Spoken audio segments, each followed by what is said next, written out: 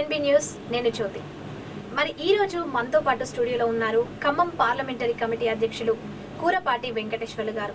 మరి వారితో ఈరోజు ముఖాముఖి కార్యక్రమం చేయబోతున్నాం. నమస్తే సార్. ముందుగా మీకు శ్రావణ వరలక్ష్మి వ్రతం శుభాకాంక్షలు సార్. ఈరోజు రెండో శుక్రవారం అండ్ మీరు మా స్టూడియోకి రావడం చాలా విశేషం. ఈరోజు ఇంత అంటే పూజా కార్యక్రమాలు అలాంటివి ఉన్నా కానీ మీరు వాటిని అన్ని పక్కన పెట్టి మా కోసం కొంచెం టైం కేటాయించడానికి చాలా చాలా మీకు కృతజ్ఞతలు. అయితే ఫస్ట్ అంటే ఒక రైతు బిడ్డగా, తర్వాత నేను వ్యాపారవేత్త, తర్వాత అడ్వకేట్ అండ్ పొలిటికల్ వైపు వచ్చారు. అందుకు గల కారణాలు, మీ స్వస్థలం, బాల్యం కొంచెం మా కోసం ప్రేక్షకుల కోసం చెప్పండి. ముందుగా డిఎన్బి న్యూస్ ఛానల్ వారికి, ప్రేక్షకులు, అదేవిధంగా ఈరోజు శ్రావణ శుక్రవారం వరలక్ష్మి వ్రతం అక్క చెల్లెమ్మలందరికీ కూడా నా శుభాకాంక్షలు తెలియజేస్తున్నాను. నేను నా స్వస్థలం ఖమ్మం జిల్లా కూసుమంచి మండలం, కూసుమంచి గ్రామం. మొదటగా నేను ఒక రైతు బిడ్డని. మా నాన్నగారు కూడా ఒక పెద్ద రైతు. ఆ తర్వాత విద్యాభ్యాసం చేస్తూ చదువుకుంటూనే నా సోదరులతో పాటుగా నేను వ్యాపారంలో దిగడం జరిగింది.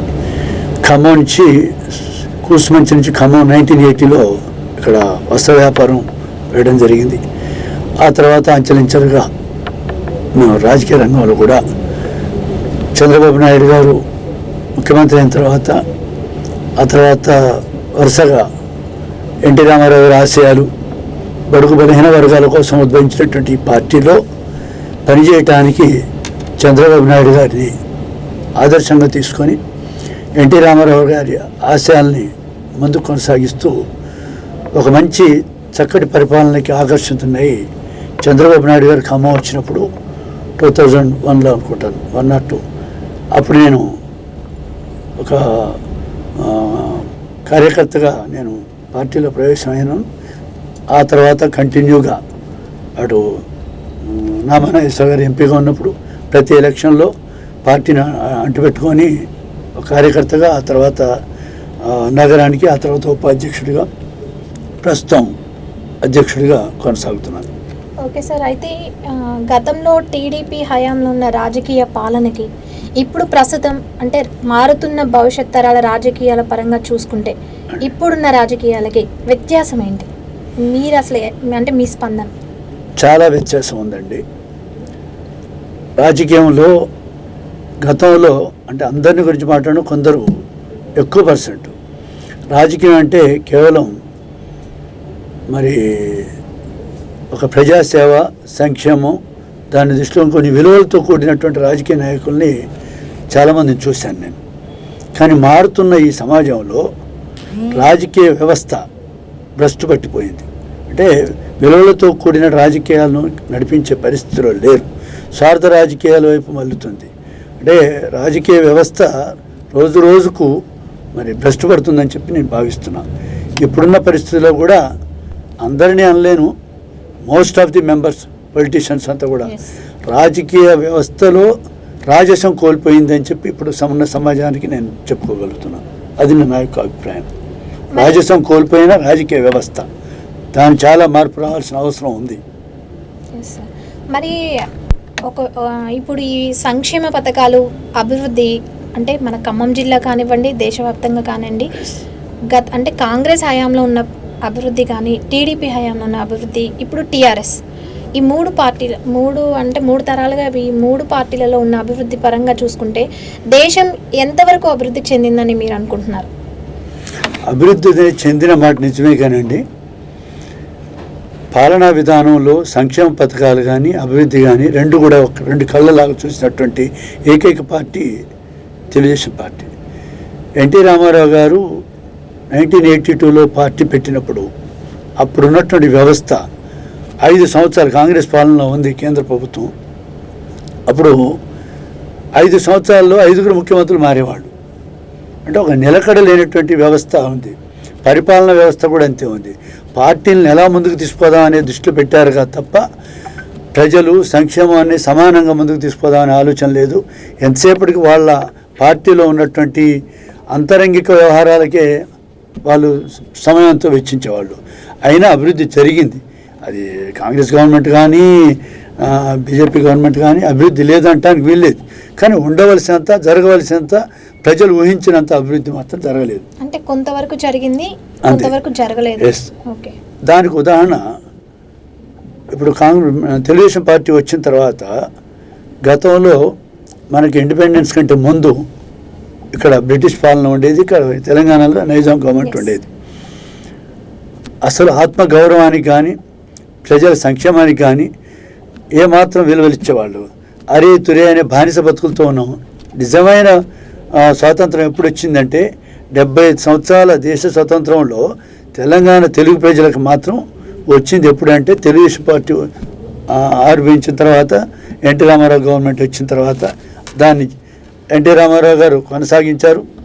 పేద బడుగు బలహీన వర్గాలకు స్థానిక సంస్థల్లో కూడా రిజర్వేషన్సే కాకుండా మహిళలకి ఆస్తి హక్కు, అదేవిధంగా విద్యాపరంగా ఉద్యోగపరంగా ఇప్పుడు రాష్ట్రాన్ని అభివృద్ధిలోకి తీసుకొచ్చిన దాంట్లో అది అన్ని రకాలుగా చెప్పాలంటే తెలుగుదేశం పార్టీ వచ్చిన తర్వాతనే నిజమైన స్వాతంత్రాన్ని అనుభవిస్తానని చెప్పాలి. ఇప్పుడు కూడా ఉన్న పరిస్థితిలో అటు తెలంగాణలో కానీ అటు రాష్ట్ర ఏపీలో కానీ మహిళలకు భద్రత లేదు, అడ్మినిస్ట్రేషన్ సరిగలేదు, ఆర్థిక వ్యవస్థ కుప్పకూలిపోయింది. ఈ రకమైనటువంటి వ్యవస్థ ఉభయ తెలుగు రాష్ట్రాల్లో జరుగుతుంది. అదేవిధంగా కేంద్ర ప్రభుత్వాలు కూడా మొదటి తరఫా పరిపాలన బాగానే ఉంది.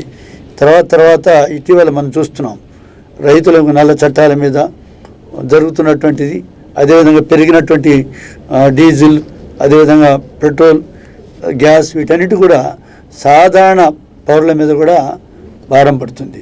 కూడు, నీడ, గుడ్డ ఈ మూడింటికి ఒకప్పుడు చాలా బాధపడ్డారు. కానీ ఎన్టీఆర్ గవర్నమెంట్ వచ్చిన తర్వాత మరి దేశంలోనే ఆదర్శవంతమైనటువంటి ప్రణాళికలు, అటు సంక్షేమం కానీ ఇటు అభివృద్ధి కానీ రెండు కళ్ళలాగా ఆయన ఎన్టీ రామారావు గారి తర్వాత రెండు కళ్ళలాగా తీసుకొచ్చినటువంటి కలిసి ఉన్న ఆంధ్రప్రదేశ్లో అది చంద్రబాబు నాయుడు గారు ముఖ్యమంత్రిగా ఉన్నప్పుడు మాత్రమే దక్కింది. అది నేను చెప్పడం కాదు, అది వివిధ రాజకీయ పార్టీల వారు కూడా ఇప్పుడు చెప్తున్నారు. అవును సార్, ఇప్పటికీ తెలుగుదేశం పార్టీ అంటే స్వర్గీయులైన నందమూరి తారక రామారావు గారు అంటే ఆయన ఒక భగవంతుడిలా, ఒక దేవుళ్ళలాగా భావించే వాళ్ళు ఉన్నారు. అంటే అప్పట్లో ఇప్పుడు జనరేషన్ చేంజ్ అవుతూ మారుతూ వస్తున్నారు తప్ప అప్పటి జనరేషన్ వాళ్ళని చూసుకుంటే ఇప్పటికీ తెలుగుదేశం పార్టీని అభిమానించే వాళ్ళు చాలామంది ఉన్నారు. ఆయన హయాంలో చాలా వరకు నిరంకుశ పాలన అనేది చేశారని కూడా చెప్పొచ్చు. ఆ తర్వాత నెక్స్ట్ చంద్రబాబు నాయుడు గారు హ్యాండిల్ చేశారు. ఆయన పాలనలో కూడా అంతా బాగానే జరిగింది. మరి ఈ మధ్యలో ఎందుకని టీడీపీ వెనుకబడింది సార్? ఈ రాజకీయాలు అంటే ముసుగు రాజకీయాలలో మీరు అంటే చంద్రబాబు నాయుడు గారి మీద పలు అంశాల మీద దుమ్మెత్తిపోయడము, అంటే విపక్షాలు విపరీతంగా మాట్లాడి ఆయనని అలా పెట్టేసాయా, లేకపోతే ప్రజలు ఒక నమ్మకం ఎక్కడన్నా మిస్ అయ్యి ఈ పొజిషన్కి వచ్చారా?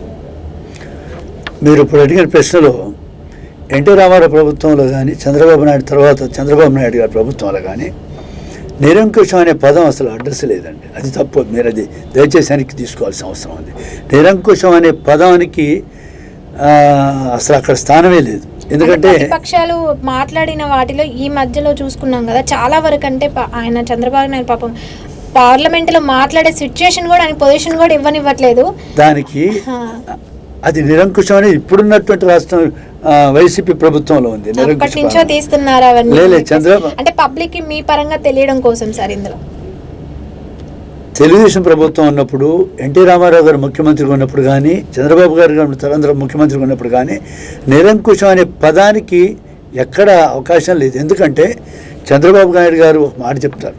ఏమంటారంటే ప్రతిపక్షాన్ని గౌరవించేటువంటి వ్యక్తి చంద్రబాబు నాయుడు గారు, ఎన్టీ రామారావు గారు. చంద్రబాబు నాయుడు గారు ఏమంటారంటే ప్రతిపక్షం అనేది మన ఎన్ను లాంటిది, మన అధికార పక్షం అనేది మన ముందు ఉంటుంది. అధికార పక్షం వెనక జరిగేటువంటి తప్పొప్పులు అనేది మన వెనక ఏం జరుగుతుందని మనకు తెలియదు. కాబట్టి వాళ్ళని గౌరవిస్తే మన వెనక ఏం జరుగుతుందనేది వాళ్ళు రిఫ్లెక్ట్ చేస్తారు, ప్రతిబింబిస్తారు. కాబట్టి వాళ్ళకి మంచి అవకాశం ఇవ్వాలి. వాళ్ళు చెప్పేదాన్ని మనం దృష్టిలో పెట్టుకొని పరిపాలన కొనసాగించాలి. అవసరమైతే తప్పులను కూడా అందుకు సవరించుకొని ప్రతిపక్ష పార్టీలను గౌరవించేటువంటి సాంప్రదాయం ఎన్టీ రామారావు గారు ముఖ్యమంత్రిగా ఉంది. అదేవిధంగా చంద్రబాబు నాయుడు గారు దాన్ని కొనసాగించారు. అది చంద్రబాబు నాయుడు గారి నైజం అది. అయితే ఇక్కడ మీరు అన్నట్టు వైసీపీ ప్రభుత్వం వచ్చిన తర్వాత ఎందుకు ఇంత పడిపోయింది, ఆయన ఎందుకంత మెజార్టీగా వచ్చిండు అనే దానికి ఒకటి ఇక్కడ చంద్రబాబు నాయుడు గారి పరిపాలన ఉన్నప్పుడు చేసింది ఎంతున్నా కూడా ప్రచారం తక్కువ ఉండేది. ఇప్పుడు ఈయన చేసేది తక్కువ, చేసేది ఘోరంతా, చెప్పేది కొండంతా. ఇక్కడ కేసీఆర్ పరిస్థితి, అక్కడ ఆయన పరిస్థితి. అప్పుడున్నటువంటి పరిస్థితిలో వ్యవస్థ కుప్పకూలిపోవడానికి ఆర్థిక వ్యవస్థ సిద్ధంగా ఉంది. అక్కడ సిద్ధంగా ఉంది, ఇక్కడ కూడా త్వరలో ఆ స్టేజ్కి రావచ్చాము. అవును సార్. ఇప్పుడు వైసీపీ ప్రభుత్వం పాలనలో అంటే ప్రతి ఇంటికి పథకాలు అని చెప్పేసి ఇంత అమౌంట్ ఇవ్వడం వల్ల చాలా అంటే ఉద్యోగాలు అది లేకుండా సోమరిపోతులుగా తయారయ్యే పరిస్థితి కూడా వచ్చిందని చెప్పేసి కూడా ప్రతిపక్షాలు అంటున్నాయి.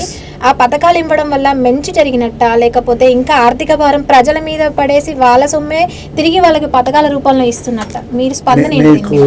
ఈ విషయంలో ప్రతి ఒక్క వ్యక్తికి, రాజకీయ పరిజ్ఞానం ఉన్న ప్రతి ఒక్కరికి అర్థమయ్యేది ఏంటంటే, ఏపీలో వైసీపీ రాజకీయాల్లో మన బడ్జెట్ ఎంత, మనం ఏ శాఖ ఎంత ఖర్చు పెడుతున్నాం, సంక్షేమం మూలంగా, పథకాల మూలంగా నవరత్నాలను తీసుకొచ్చాడు. ఇది మేనిఫెస్టోలో. నవరత్నాల్లో ఈ రోజు వరకు ఒక్కటన్నా అమలు పెట్టాడా? సంక్షేమం అనే పేరుతో తాను కొంతమందిని విలేజెస్లో కూడా తన పార్టీ కార్యకర్తల్ని పెట్టి ఆ రకంగా సర్వీస్ చేసి పార్టీ నిలబడడం కోసం చేస్తున్న ప్రయత్నంలో ఆయన దుర్వినియోగం చేస్తున్నాడు ప్రజాధనాన్ని. కానీ ఏ రకమైనటువంటి ప్రభుత్వం నడుస్తుంది అక్కడ? ఆర్థిక వ్యవస్థ కుప్పకూలిపోయింది. ఇప్పుడున్న పరిస్థితుల్లో నెల జీతాలు కూడా ఇవ్వలేని పరిస్థితి. అక్కడ గెలుపు ఎలా జరిగింది, చంద్రబాబు నాయుడు ఎందుకు ఓడిపోయాడు అనే దానికి అతను పాదయాత్ర చేశాడు. ఇది అతను ప్రభుత్వం రాకముందు. అప్పుడు చంద్రబాబు గారు ముఖ్యమంత్రిగా ఉన్నారు. చంద్రబాబు గారు ప్రజాస్వామ్యాన్ని 100% పోషించాడు కనుకనే అతను పాదయాత్ర చేశాడు. పాదయాత్రలో ఒక్కసారి అవకాశం ఇవ్వండి అని చెప్పి తన తండ్రి యొక్క ఇమేజ్ని కాపాడుకోవడం కోసం ఆ రకమైన తండ్రి ఇమేజ్ కొంత పనిచేసింది. పాదయాత్ర ఆయన అలిమిగాని హామీలు, అవకాశం లేని హామీలు, పనికిరాని హామీలు, నవరత్నాలు అని చెప్పి ఒక్కటి కూడా ఇలా సక్సెస్ఫుల్గా లేదు. సంక్షేమ పథకాలని చెప్పి అడ్డగోలుకి ఇస్తున్నాడు, రకరకాలుగా ఇస్తున్నాడు. దానివల్ల ప్రజల్ని మరి ఏ రకంగా చేస్తున్నాడంటే పని చేయకుండా సోమరిపోతులుగా చేస్తున్నాడు. ఇప్పుడున్న పరిస్థితి ఏంటి? అక్కడ ఆర్థిక పరిస్థితి, కేంద్రం ఇచ్చిన డబ్బు కానీ, అదేవిధంగా ఫైనాన్స్ నుంచి వచ్చిన డబ్బులు కానీ మొత్తం కూడా ఇప్పుడు ఆయన అప్పుల పాలై ఉంది. ఆర్థిక పరిస్థితి చాలా దీనంగా ఉంది. దీని మీద కూడా ఆర్థిక అడ్మినిస్ట్రేషన్ పరంగా, పరిపాలన పరంగా, సంక్షేమ పరంగా అన్నీ కూడా ఫెయిల్ వచ్చాయి. ఒక్కడు కూడా సక్సెస్ లేదు. ఇప్పుడు అతని పరిస్థితి మళ్ళీ ఏం జరుగుద్ది అనేది, అతను చివరిదాకా ముఖ్యమంత్రి ఉంటాడా, మళ్ళీ జైలుకు పోతాడా అనే పరిస్థితిలో ప్రజలు చూస్తున్నారు. మళ్ళీ రావాలి చంద్రబాబు గారు అనే పరిస్థితి ఏర్పడింది. ఈరోజు ఆయనే ప్రతి టీడీపీ కార్యకర్తని ఆయన కౌంటర్ చేసి అందరినీ కేసులు పెడుతున్నాడు. మహిళలకు రక్షణ లేదు, ఆర్థిక పరిస్థితులు, కేసులు పెట్టి లోపల ముయించడం, మాట్లాడే అవకాశం ఇవ్వకపోవడం, ప్రజలకి వాళ్ళు చేసేది ఏంటి అని చెప్పే టైం కూడా ఇవ్వ. భారత రాజ్యాంగాన్ని కానీ, ఎన్నికల కమిషన్ని కానీ ఏ రకంగా తను గౌరవించట్లేదు. ప్రజలందరికీ తెలుసు. ఆ విషయంలో ఖచ్చితంగా త్వరలో కుప్పగొలపోయేది ఈ ఇండియాలో ఏదైనా ఉందంటే ఆ రాష్ట్రం, వైసీపీ ప్రభుత్వం. అందులో ఎక్కడ డౌట్ లేదు. ఇంకా అందులో చంద్రబాబు నాయుడికి మళ్ళీ పట్టం కట్టే రోజులు రాబోతున్నాయి. ఆ స్టేజ్ రాబోతుంది. దానికోసం వెయిట్ చేస్తాం తప్పకుండా. సైలెంట్ అంటే ఏమంటారు, సింహాన్ని బోన్ లో బంధించినా సరే అన్ని చూస్తూ సైలెంట్ గా ఉంటుంది. అవకాశం దొరికినప్పుడు మాత్రం చంద్రబాబు నాయుడు ఒకటేనండి.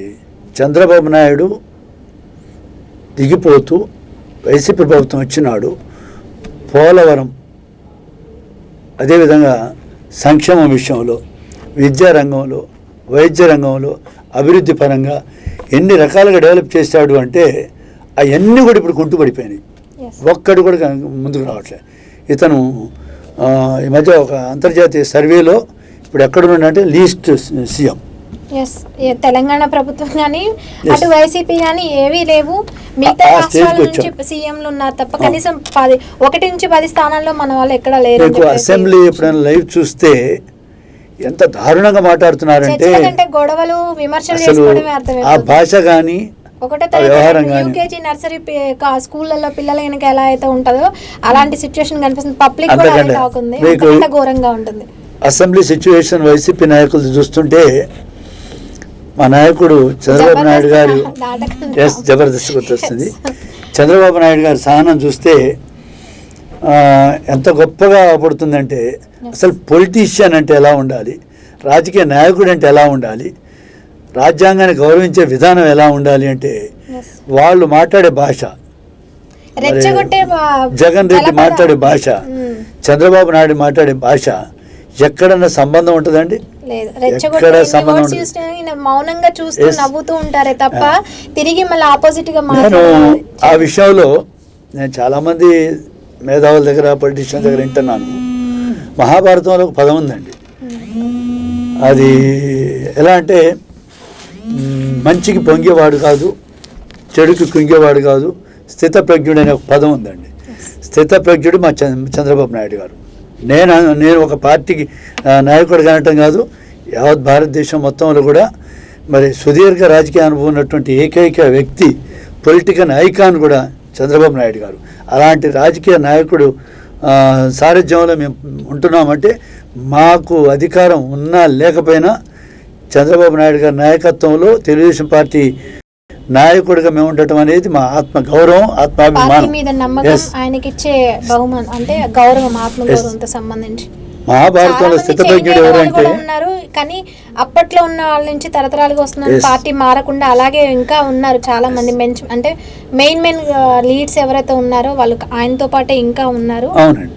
ఎస్, అంటే రాబో కాలంలో కంపల్సరీ జనాలు తెలుసుకుంటారు. అంటే ఇప్పుడు ఆయన ఊరుకునే తత్వం అంటే ప్రచారం చేసుకోకుండా కౌంటర్స్కి రిప్లై ఇవ్వకుండా ఆయన ఉంటున్నారు అంటే ప్రజలే వాళ్ళంతటా వాళ్ళు తెలుసుకోవాలి, వాళ్ళకే అర్థం కావాలనే ఒక విషయం మీద కూడా అదొక థాట్లో కూడా ఆయన ఊరుకున్నారని చెప్పేసి మాట్లాడని చెప్పేసి ఇదే టీడీపీ అంటే మీలాగే చెప్పిన వాళ్ళ దగ్గర నుంచి మాకు అట్లా తెలిసిందనమాట.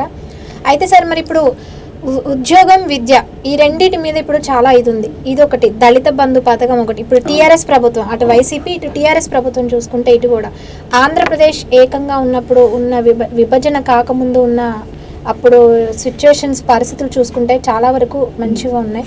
ఇప్పుడు ఎప్పుడైతే టీఆర్ఎస్ అంటే తెలంగాణ ఆంధ్రప్రదేశ్ విడిపోయిన తర్వాత చాలా వరకు ప్రాబ్లమ్స్ అనేవి వస్తున్నాయి. కానీ ఎలక్షన్స్ టైంకి వచ్చేసరికి వాటిని ప్రజలు వాటి మీద మాట్లాడి నోరెత్తకుండా మళ్ళీ వాటిని ఆపేస్తున్నారు. దీని మీద మీరేమనుకుంటారు, మీరేం చెప్తారు? మేడం, ఇక్కడ తెలంగాణ సెపరేట్ కావడం అనేది ఒక సెంటిమెంట్తో కూడినటువంటి అంశం. నీరు, నిధులు, నియామకాలైన ఒక సెంటిమెంట్ని సొమ్ము చేసుకున్నారు. 1200 మంది ఆత్మ బలిదానం చేశారు. 1200 కుటుంబాలు వాళ్ళ స్థిరత్వాన్ని కోల్పోయారు. ఆ రకంగా అంతమంది బలిదానం చేస్తే వచ్చినటువంటి నీరు, తర్వాత నిధులు, నియామకాలు, ఈ 3 అంశాలలో ఈ రోజు వరకు ఎక్కడ కూడా ఆయన పూర్తి స్థాయిలో సాధించలేదు. ఇచ్చిన హామీలు ఒక్కటి కూడా నిలబెట్టలేదు. ఒకటి చూడండి, నేను దళితుని ముఖ్యమంత్రి చేస్తా అన్నాడు, చేశాడా? ఉన్నొక్క దళిత ముఖ్యమంత్రి ఉప ముఖ్యమంత్రిని కూడా పీకేశాడు, కారణం లేకుండా. ఇవాళ వరకు కూడా ఆన్సర్ లేదు. అదేవిధంగా 3 ఎకరాలు ఇస్తా అన్నాడు, ఇచ్చాడా? అంటే మైనారిటీకి రిజర్వేషన్ ఇస్తా అన్నాడు, ఇచ్చాడా? ఇలా చెప్పుకుంటూ పోతే ఏ ఒక్క అంశంలో కూడా అతను ఇచ్చిన హామీలు నిలబెట్టుకోలేకపోలేదు. ఆయనే నిరుద్యోగ సమస్య బాగా ఉంది. ఆ నిరుద్యోగులకి ఇవాళ వరకు గ్రోత్ ఇచ్చాడా? ఇస్తున్నాడా? ఎంతవరకు నిరుద్యోగులు ఎంత భర్తీ చేశావు? ఖాళీ అయిన పోస్టులన్నీ, ఇప్పుడు నువ్వు ఇచ్చిన పోస్టులన్నీ. ఆ మాటకు వస్తే ఇచ్చినట్టే కాదు. ఇకపోతే ఆర్థిక పరిస్థితి, రాష్ట్రం మిగులు బడ్జెట్తో చంద్రబాబు నాయుడు గారు ఆయనకి తెలంగాణ రాష్ట్రానికి ఇచ్చారు.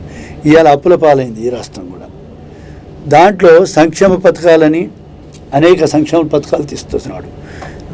తర్వాత మిషన్ భగీరథ అని, మిషన్ కాకతీయ అని, అది ఎవరికి ఉపయోగపడిందండి? తన కుటుంబానికి ఉపయోగపడింది. దాన్ని ఏమంటున్నారు? Commission Kakatiya, commission Bhagiratha. తర్వాత అతను ఏ హామీ ఇచ్చాడు? నేను వచ్చిన తర్వాత, నేను ముఖ్యమంత్రి అయిన తర్వాత ఈ రాష్ట్రంలో, తెలంగాణ రాష్ట్రంలో ఉన్నటువంటి భూములు ఏవైతున్నాయో, అది దేవాలయ భూములు కానీ, తర్వాత చెరువు శిఖాలు కానీ, ప్రభుత్వ భూములు కానీ, అటవీ భూములు కానీ, ఎక్కడికక్కడ ఇంచుతో సర్వే చేయించి నేను మొత్తం బయట పెడతాను. ఎక్కడన్నా ఇవాళ వరకు చెరువు శిఖాలు కానీ తర్వాత దేవాలయ భూములు కానీ ఎక్కడైనా సర్వే చేసి మ్యాప్ ఇచ్చాడా? వాటిని పకడ్బందీ చేసి హద్దులు నిర్ణయించాడా? ఏ ఒక్కటి కూడా అంత మాటల గారడి తప్ప వేరే ఏం లేదండి. దాంట్లో ఎక్కడ మాటల మరాటే, దాంట్లో ఎక్కడ డౌట్ లేదు. ఇప్పుడున్న పరిస్థితిలో దళిత బంధు అని పెట్టాడు. దళిత బంధు ఒక హుజూరాబాద్ ఎలక్షన్ దృష్టిలో పెట్టుకొని పెట్టాడు. అది ఎంత దారుణం అంటే ఏంటి ఇది అని చెప్పి ఎవరైనా మేధావులు అడిగితే నేను చేసేది రాజకీయం అంటే అంత తెగబడి నిస్సిగ్గుగా నిర్లజ్జగా నేను రాజకీయం చేయాలి, నా పార్టీ నిలబడాలి, మళ్ళీ కూడా గెలవాలి అంటే నా ఇష్టం వచ్చి నేను చేస్తాను. అంటే భారత రాజ్యాంగం ప్రజా సంక్షేమం ఏదున్నా కూడా అన్ని వర్గాల ప్రజలకు న్యాయం జరగాల. ఒక దళితులకి ఇంటికి 10 లక్షలు ఇస్తానడు, దానికి మనం వ్యతిరేకం కాదు. మా పార్టీ కానీ మేము కానీ ఏ పార్టీ వాళ్ళు కూడా వ్యతిరేకం కాదు.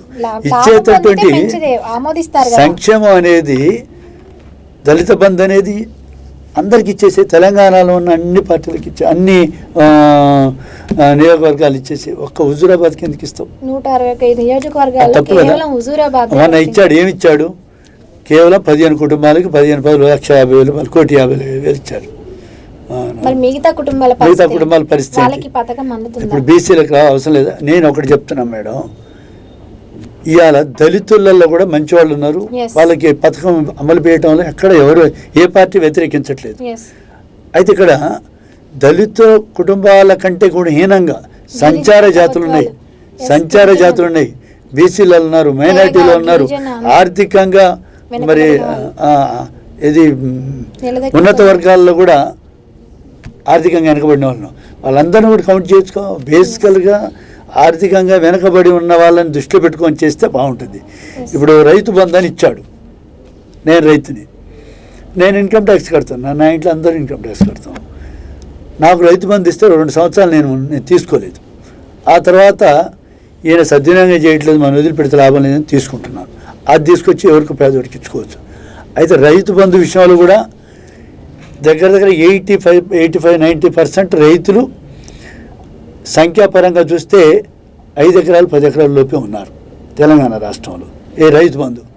కానీ భూమి ప్రజల యొక్క ధనం ఏదైతుందో రైతు బంధు పథకం కింద ఖర్చు పెట్టేటువంటి బడ్జెట్ ఏదైతుందో దగ్గర 85% ల్యాండ్ లార్డ్స్కి పోతుంది.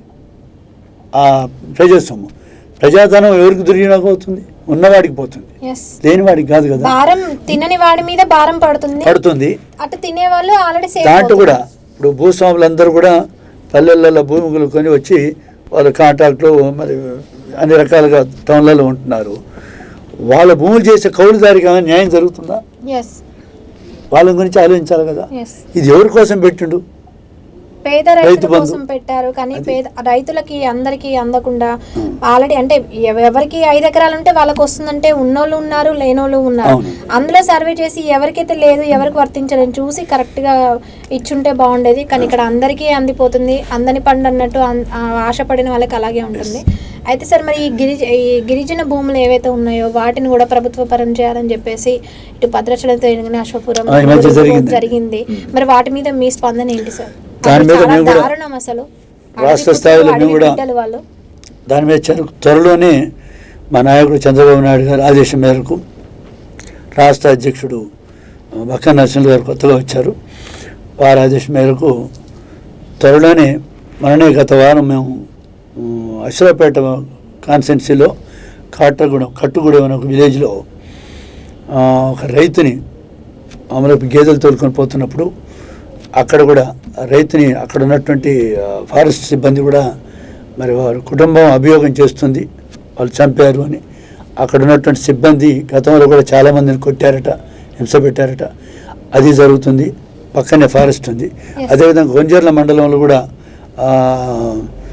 దళితులు అదేవిధంగా ఆదివాసులు కూడా అంతకుముందు ఎప్పుడో 25-30 సంవత్సరాల నుంచి పోడు భూములు చేసుకుంటున్న సందర్భంగా వాటి మీద భారత మరి అటవీ హక్కుల చట్టాన్ని కూడా పక్కన పడేసి వాళ్ళందరినీ కూడా ఖాళీ చేయించి జైల్లో పెట్టిన సందర్భాలు ఉన్నాయి. అది వైరాగ్ కాన్స్టిట్యున్సీలో కొనిజర్ల మండలం అండి, పక్కన విలేజ్ ఉంటుంది. 70 మందిని జైల్లో పెడితే దాంట్లో 26 మంది సుమారు మహిళలు, అందులో 3 చిన్న చంటిపిల్ల తల్లులు కూడా, వాళ్ళను కూడా కనీసం చిత్రహింసలు పెట్టి జైల్లో కూడా మరి ఆహారం పెట్టారు, భోజనం పెట్టారు, రైస్ పెట్టారు, కానీ కర్రీ లేదంటే కూడా తినకుండా పక్కన వేస్తే కొట్టడం చేయడం, తర్వాత టాయిలెట్స్ కడిగించడం, ఇలా చాలా ఒక అవమానాలు పాలు చేసినట్టు మహిళల్ని. అంటే మహిళలకు కూడా రక్షణ లేదు. అంటే ఎడిపోతుంది. మన ప్రజాస్వామ్యంలో ఉన్నామా, రాజరికంలో ఉన్నామా, దొరల పాలన, గడిల పాలన నడుస్తుంది మేడం. దాని మీద తెలుగుదేశం పార్టీ త్వరలోనే మరి రాష్ట్ర స్థాయిలో రేపు మీటింగ్ పెట్ట అందరి గిరిజన చట్టాలను, గిరిజన హక్కుల కాపాడడం కోసం త్వరలోనే ఒక ఉద్యమాన్ని శ్రీకారం చుట్టి ఒక సమావేశం ఏర్పాటు చేసి దానికి ఒక రూపం కల్పించే పద్ధతిలో మా నాయకుడు చంద్రబాబు నాయుడు గారు ఆదేశించారు. అది వారంలోనే జరగవచ్చు, లేదా నెక్స్ట్ వీక్ జరగవచ్చు. వాళ్ళకు కూడా పూర్తి రక్షణ లేకుండా పోయింది. ఆ రకంగా కూడా మరి టీఆర్ఎస్ ప్రభుత్వం ప్రజలకి కానీ, అదేవిధంగా మహిళలకు కానీ, ఉద్యోగస్తులకు కానీ ఈ మధ్యకాలంలో మనం చూసాం 58 సంవత్సరాల రిటైర్మెంట్ ఉద్యోగాల్ని దాన్ని 61 సంవత్సరాల దాకా చేశాడు. 3 సంవత్సరాలు పెంచాడు. ఉద్యోగ విషయానికి వస్తే కూడా చాలా నిరుద్యోగ యువత చాలా ఇబ్బంది పడుతుంది. దానివల్ల రిటైర్మెంట్ 58లో ఉద్యోగంలో రిటైర్ అయితే ఆ ఖాళీలు యువతకు వచ్చాయి కదా. ఇప్పుడు 58 నుంచి 61 అంటే వాళ్ళ ఏజ్ భయపడుతుంది. అంటే చెప్పే విధానంలో స్పష్టత అంతా పోతుంది. ఇప్పుడు గవర్నమెంట్ టీచర్స్ వరకే వస్తే కానీ, గవర్నమెంట్ ఎంప్లాయీస్ వస్తే కానీ ఆ ప్లేస్ లో యువతకి ఇస్తే వాళ్ళు కొత్తగా ఇంప్లిమెంట్ చేసేవి ఆలోచనలు అలాంటివి చేస్తారు. వాళ్ళ ఎలిజిబిలిటీ పోతుంది కదా, 3 సంవత్సరాలు ఎలిజిబిలిటీ పోతుంది. అది గమనించాలి. అసలు ఇది పరిపాలనేనా? 61 సంవత్సరాల వరకు వారు చేసి అందులో చేసేది ఏముంది సీనియర్ అంటే వాళ్ళకి దాని తగ్గట్టు వేరే ఏదైనా ఆప్షన్ చూడొచ్చు. కానీ ఇక్కడ ఉద్యోగుల కోసం వెయిట్ చేసే వాళ్ళు చదివి ఫీజులు పెట్టి అంతంత ఖర్చు పెట్టి చదివి ఈ రోజు ఉద్యోగాలు లేక పండ్లు అమ్ముకోవడం, బట్టలు అమ్ముకోవడం, వేరే హోటళ్లలో పనిచేయడం, ఇలాంటి సిచ్యువేషన్స్ కూడా కనిపిస్తున్నాయి. మరి ఉద్యోగాల గురించి యువత ఇబ్బంది పడుతుంది. దీని గురించి మీ అభిప్రాయం ఏంటి సార్? ఎలాంటి మార్పు తీసుకురావాలని ఆలోచిస్తున్నారు ప్రభుత్వమైనా కానీ? ఒకటి మేడం, టీఆర్ఎస్ ప్రభుత్వం ఆర్థికంగా చిన్నాభిన్నం కాబోతుంది, అప్పుల పాలైంది. అతను పెట్టినటువంటి ఖర్చు ఏదైతుందో, ఇరిగేషన్ మీద పెట్టిన ఖర్చు కానీ, తర్వాత సంక్షేమం మీద పెట్టిన ఖర్చు కానీ, ఇచ్చినటువంటి హామీలని ఏ ఒక్కటి కూడా ఫుల్ఫిల్ చేయలేదు. రెండవది, గతంలో తెలుగుదేశం ప్రభుత్వం ఉన్నప్పుడే విద్యా వ్యవస్థ కానీ, ఆరోగ్య వ్యవస్థ కానీ, విద్యా వైద్యం విషయంలో చంద్రబాబు నాయుడు మంచి చక్కటి పరిపాలన చేశాడు. అది ఈ రోజు వరకు కూడా ఇప్పుడు వచ్చి 7 సంవత్సరాల్లో కూడా విద్యారంగం మీద కానీ, వైద్య రంగం మీద కానీ బడ్జెట్ని గతంలో ఉన్న బడ్జెట్ తగ్గించుకుంటూ వస్తున్నాడు, కానీ వాటికి ప్రాధాన్యత ఇవ్వట్లేదు. అది ఎంత దుర్మార్గం అంటే, ఒక రాష్ట్ర భవిష్యత్తును కానీ, దేశ భవిష్యత్తును కానీ, ప్రజల భవిష్యత్తును నాశనం చేయాలంటే ఏ బాంబులు ఎక్కర్లేదండి, ఏ అణుబాంబు అవసరం లేదండి. విద్యా వైద్య రంగాన్ని నాశనం చేస్తే అంతకంటే ఇంకా దుర్మార్గం ఇంకోట్లేదండి. కాబట్టి ఇప్పుడు దాన్ని మీద దృష్టి పెట్టాలి. ఇవాళ ఢిల్లీలో చూడండి, ఆమ్ ఆద్మీ పార్టీ విద్యారంగం మీద, వైద్య రంగం మీద, కేరళ చూడండి, వాళ్ళని ఆదర్శంగా తీసుకోవాలి. ఇక్కడ ఈయన చేసేదంతా కూడా వ్యాపారం, దాని మీదనే బిజినెస్ అవుతుంది. మెయిన్ మన దేశం అంటే తెలంగాణ కానీ, ఇటు తెలంగాణ అటు ఆంధ్రప్రదేశ్ కానీ మెయిన్ నడుస్తుందంటే ఇటు లిక్కరు, విద్య, వైద్య, వీటి మీద వ్యాపారాలు చేస్తూ ప్రజలని ఎట్లా అంటే ఇప్పుడు హాస్పిటల్కి వెళ్ళాలంటే భయపడే సిచ్యువేషన్, ఇటు స్కూల్ ఫీజులు కట్టాలంటే భయపడే సిచ్యువేషన్, కాలేజీలు పెద్ద చదువులు చదివించాలంటే కూడా తల్లిదండ్రులు భయపడే సిచ్యువేషన్. పెట్టగలిగే వాళ్ళు పెడతారు. పెట్టిన తర్వాత చదివించిన తర్వాత వాళ్ళకి దానికి సంబంధించి అర్హత సంబంధించి ఉద్యోగం వస్తుందా అంటే వస్తుందో రాదనేది గ్యారంటీ లేదు. మరి తర్వాత వాళ్ళు ఎలా బతకాలంటే పెట్టిన పెట్టుబడి అంతా మా పిల్లలు బాగా చదవాలని పాపం తల్లిదండ్రులు ఖర్చు పెడతారు, చేస్తారు. చివరికి వచ్చేసరికి వాళ్ళ భవిష్యత్తు సరిగ్గా లేకపోయేసరికి ఇంకా ఏం చేయలేని పరిస్థితిలో ఉంటారు. అయితే సరే ఇన్ని సంక్షేమ పథకాలు ఇన్ని ఇస్తున్నారు ప్రభుత్వం, ఇన్ని చేస్తామని హామీలు ఇస్తున్నారు. మరి విద్య, వైద్య రంగాలు ఇవేవితున్నాయో మరి వాటికి ఉచితంగా ఇస్తే ఇవన్నీ సంక్షేమ పథకాలు అసలు అవసరం పడదు కదా. మెయిన్ ఖర్చు అయ్యేది ప్రజలు ఇబ్బంది పడేది వాటి మీద.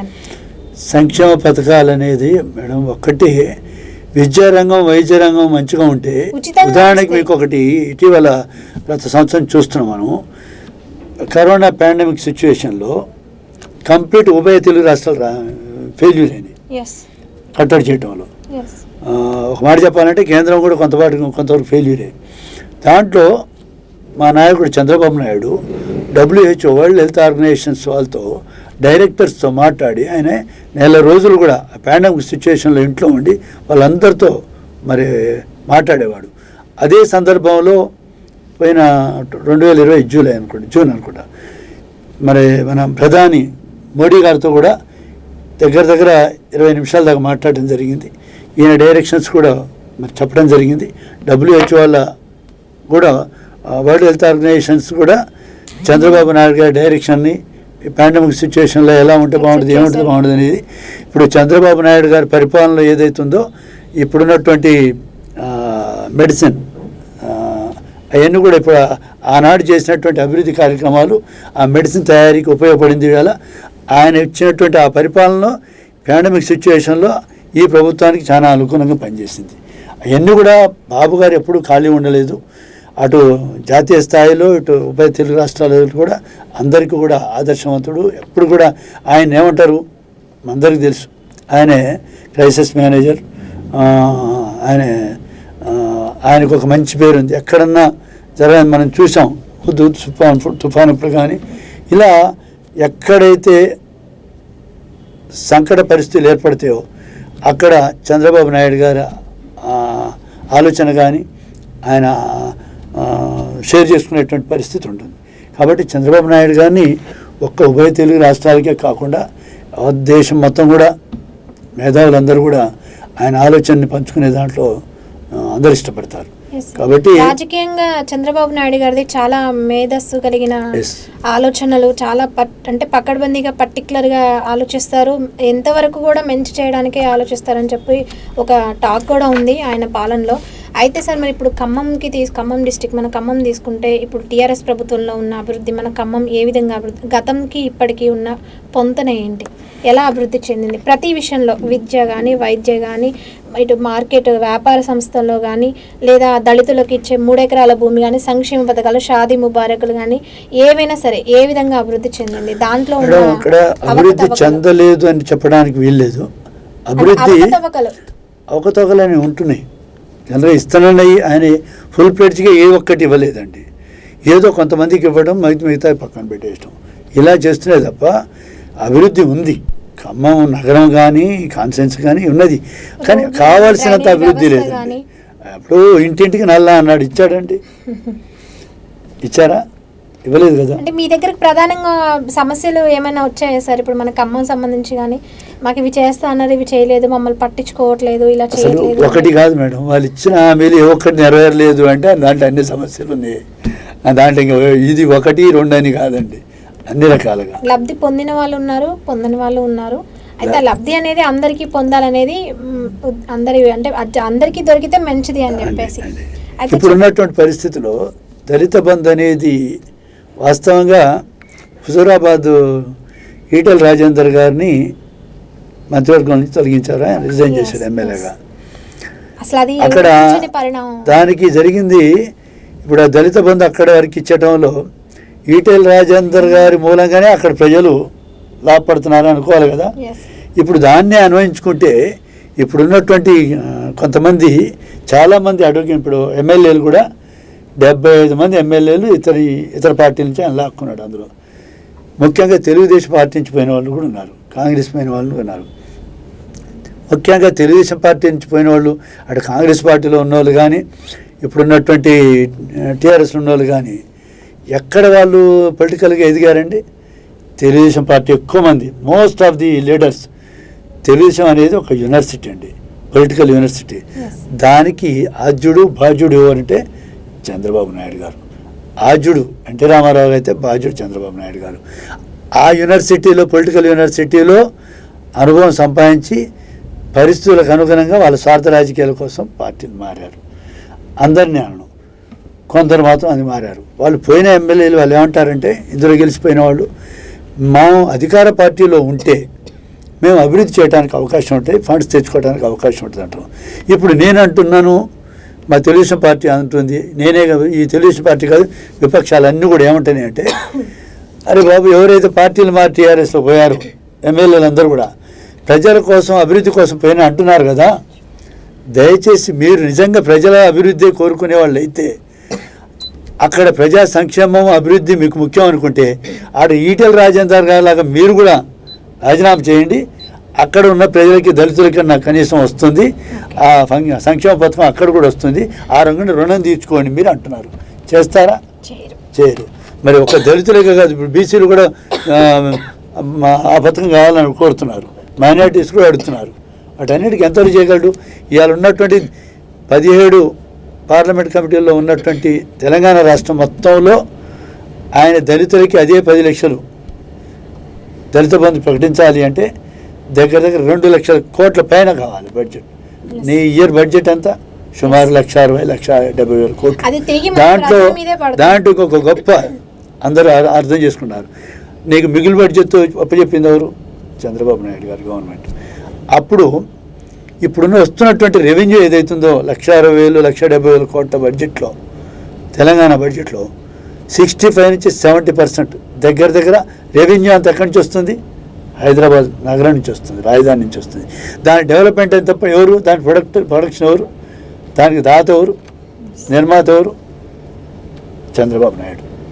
ప్రతి పొలిటీషియన్కి తెలుసు, ప్రతి మేధావికి తెలుసు, ప్రతి కార్యకర్తకి తెలుసు. అంటే పునాదులు చంద్రబాబు నాయుడు గారు వేశారు. ఆ పునాదుల మీద ఆ ఫలితాలని చీమలు పెట్టిన పుట్టలు పాములకు ఇరవైనట్టు ఆనాడు ఆయన చెప్తే ఈయన అనుభవిస్తున్నాడు. ఆ కుటుంబానికి అభివృద్ధి చేసుకుంటూ వస్తున్నారు. తన కుటుంబానికి ఉద్యోగాలు. అవును, కుటుంబమే బంగారు కుటుంబం అయింది. బంగారు తెలంగాణ పోయింది ఇప్పుడు.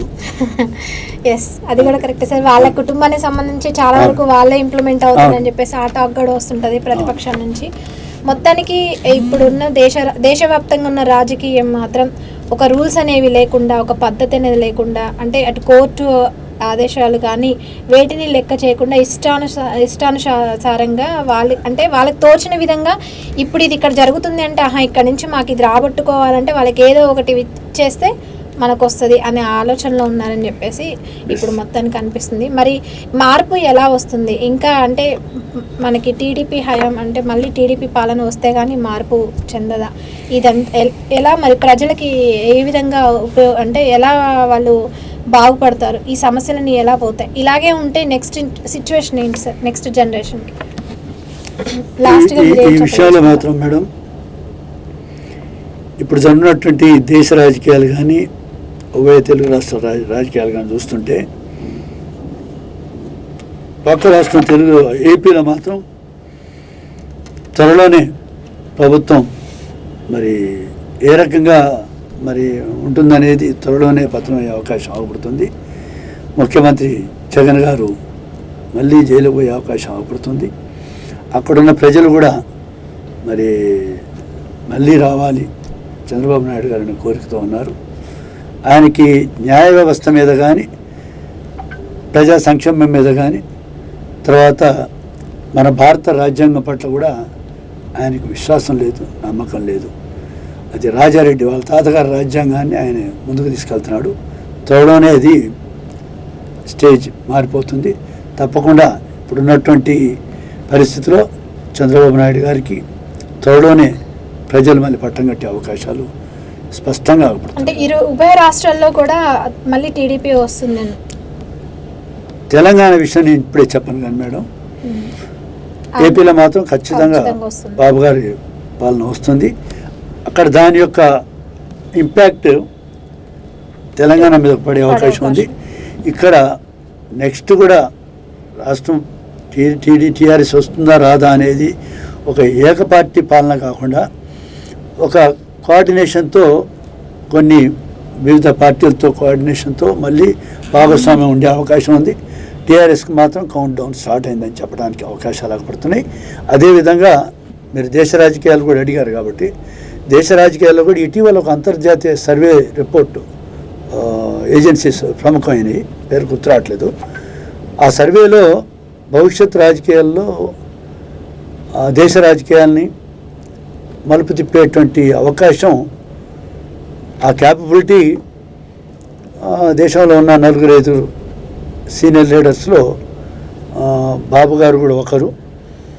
తర్వాత మళ్ళీ రాబోయే రాజకీయాల్లో కూడా మరి రేపు 2022 ఫిబ్రవరిలో కూడా 5-6 రాష్ట్రాల్లో ఎలక్షన్స్ ఉన్నాయి. త్వరలో మళ్ళీ ఏదైనా ఫ్రంట్ లాంటిది కడితే వివిధ రాజకీయ పార్టీలతో సమన్వయం ఏర్పడితే ఆ చైర్మన్షిప్ కూడా బాబు గారికి అవకాశాలు ఎక్కువ ఉంటాయి అనేది నా మాట కాదు, ఇది మేధావుల మాట.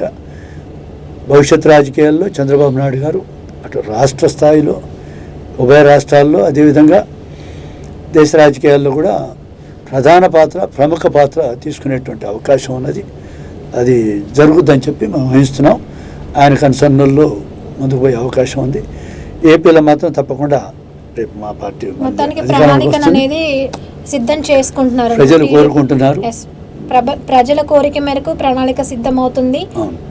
టీడీపీ చంద్రబాబు నాయుడు గారు మళ్ళీ వస్తారని ప్రణాళిక మేము సిద్ధం చేసుకోవడం కాదు, ప్రజలే సిద్ధం చేస్తారు. అదే సార్, ప్రజల నుంచి అదే ఇందా చెప్పాను కదా, సైలెంట్ గా ఉంటుంది. అంటే కేంద్రంలో ఉన్న మన ప్రధానమంత్రి ఆ పరిపాలన కూడా మరి ఎదుర్కొన్నటువంటి చరిష్మా లేదు. కౌంట్ డౌన్ స్టార్ట్ అయింది అక్కడ కూడా.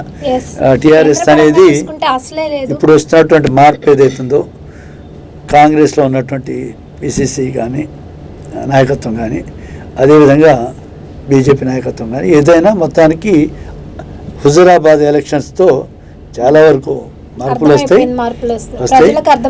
టీఆర్ఎస్ అనేది బహుశా మన ఆ పార్టీలో ఆయన చంద్రశేఖర్ మన ముఖ్యమంత్రి గారు కేసీఆర్ గారు ఏ కత్తితోనైతే వివిధ పార్టీల్లో ఉన్న నాయకుల్ని ఆయనకి మెజారిటీతో ఉన్నప్పటికీ ఆ మెజారిటీ ఎక్కడ తగ్గుద్దో అని ఎప్పుడన్నా మళ్ళీ తిరగబడతారని చెప్పి 75 మందిని దగ్గర ఇందులో నుంచి తీసుకున్నాడు. వివిధ పార్టీల నుంచి, అటు కాంగ్రెస్ నుంచి కానీ టీడీపీ నుంచి కానీ.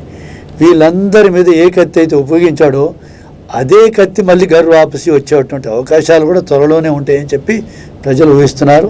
అక్కడ చంద్రబాబు నాయుడు గారు దేశ రాజకీయాల్లో కానీ ఉభయ తెలుగు రాష్ట్రాల రాజకీయాల్లో మొత్తం మరి అతని గురించి చంద్రబాబు నాయుడు గారి నుంచి మేము చెప్పుకోవడం కాదు, అది ఆయన యొక్క మేధస్సు కానీ, ఆయన యొక్క పాలన కానీ, ఆయన యొక్క సంస్కరణ కానీ.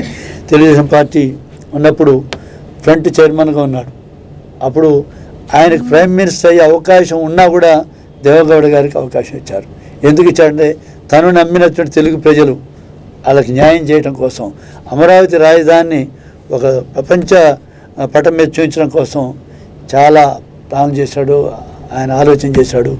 స్వయంగా అసెంబ్లీలో ఒప్పుకున్నటువంటి దానికి మద్దతు ఇచ్చినటువంటి జగన్మోహన్ రెడ్డి వాళ్ళు మళ్ళీ అధికారం రావడంతోనే దానికి వ్యతిరేకంగా మరి అమరావతిని కూడా అవటానికి వీళ్ళు 3 రాజధానులని ఒక మాట చెప్పడం జరిగింది.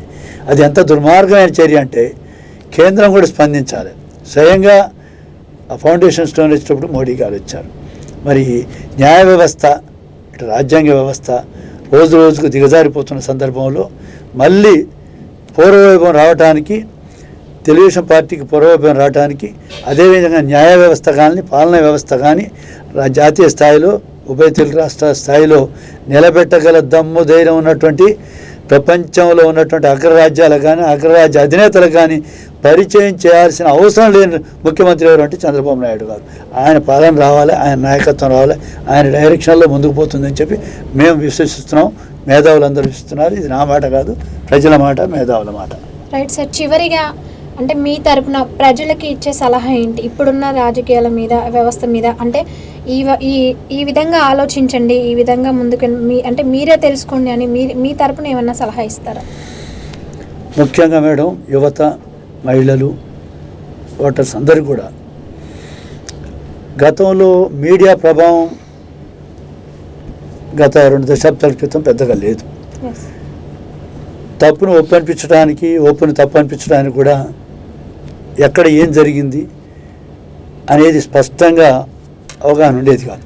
ఇప్పుడున్నటువంటి పరిస్థితులు అభివృద్ధి చెందిన సాంకేతికంగా మీడియా పరంగా అభివృద్ధి చెందినటువంటి ఇప్పుడున్న పరిస్థితిలో యువత, ముఖ్యంగా మహిళలు, ఓటర్స్ అందరూ కూడా గమనించాల్సింది ఏంటంటే తాయిలాల కోసం ఓటును అమ్ముకోవటం, చుక్కకో మొక్కకో మరి డబ్బుకో ఏ రకంగా అమ్ముకోకుండా మరి యువతలో ఒక మంచి మార్పు రావాల్సిన అవసరం ఉంది. ముఖ్యంగా యువత అనేటప్పటికల్లా మన అబ్దుల్ కలాం గారు గుర్తొస్తారు.